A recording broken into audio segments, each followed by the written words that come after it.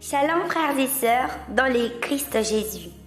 Bienvenue à tous, nous sommes l'église métropolitaine du Christ avec l'apôtre missionnaire Ézéchias Muchapa Uhuru.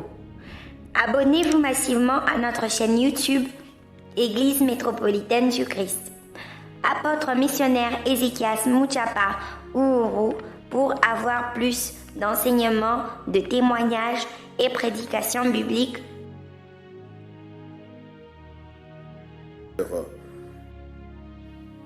Shalom frères et sœurs dans le Christ Jésus. Que la paix de notre Seigneur soit à votre comble. Alors aujourd'hui, nous allons parler sur les 6 devoirs d'un fidèle vis-à-vis de son pasteur. Alléluia. Attention, ton pasteur n'est pas Dieu. Je voudrais encore le dire, ton pasteur n'est pas Dieu. Ton pasteur n'est pas ton ami. Alors, chaque membre d'église se tiendra un jour devant le trône de Dieu. Alléluia. Je voudrais encore le dire, chaque membre d'église se tiendra un jour devant le trône de Dieu pour lui rendre compte de ce qu'il a fait avant de protéger l'Église dans la vie de ses frères et sœurs en Christ. Galates chapitre 1. Néanmoins, l'Esprit Saint a donné aux pasteurs et aux anciens la tâche de surveiller l'Église. Actes des Apôtres chapitre 20, le verset 28. Le pasteur a pour tâche de réveiller l'assemblée chrétienne.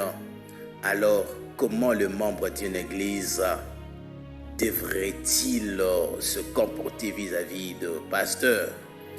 Premièrement, les membres devraient choisir officiellement leur pasteur. Actes des Apôtres, chapitre 14, le verset 23. Un chrétien doit avoir un encadreur précis. Pas sur les réseaux sociaux. Je voudrais encore le dire, pas sur les réseaux sociaux. Deuxièmement, le membre de l'Église devrait honorer leur pasteur. 1 Timothée chapitre 5, le verset 17 à 18. Et cela inclut même le soutien financier. Et troisièmement, le membre devrait se soumettre à leur pasteur. Hébreux chapitre 13, le verset 7. Car cette soumission leur pousse à faire leur travail avec joie et non en gémissant. Et cela vous produira une réussite totale selon 2 Chroniques chapitre 20, le verset 20. Quatrièmement, je voudrais le dire, le membre devrait prier pour leur pasteur. Car ces hommes consacrent leur vie à l'enseignement de l'Église et aux besoins de l'Église.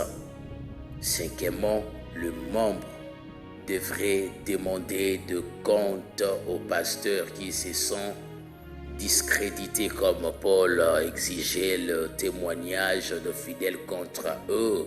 1 Timothée chapitre 5, le verset 19. L'assemblée ne devrait pas permettre à un pasteur qui s'est discrédité de poursuivre le service divin.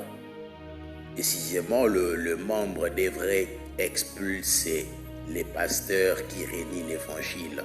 Lorsque vous constatez les faux enseignements dans votre église, ce qui peut nuire à vos âmes, prenez courage, révoltez-vous, car l'âme est la chose la plus précieuse qu'elle soit. Galates chapitre 1, le verset 8. Aucun pasteur est au-dessus de la parole de Dieu. Aucun pasteur peut aller au-delà de ce qui est écrit. Aucun pasteur est plus important que votre âme. Aucun humain peut ajouter là où notre Sauveur a dit « Tout est accompli ». Attention, ton pasteur n'est pas ton ami. Que tout ce que tu feras sur lui soit conforme à la parole de Dieu. Sinon, tu risqueras de détruire toute ta vie. N'oubliez pas que Jésus-Christ revient bientôt. Soyons déjà prêts pour son immense glorieux retour prévu pour très bientôt.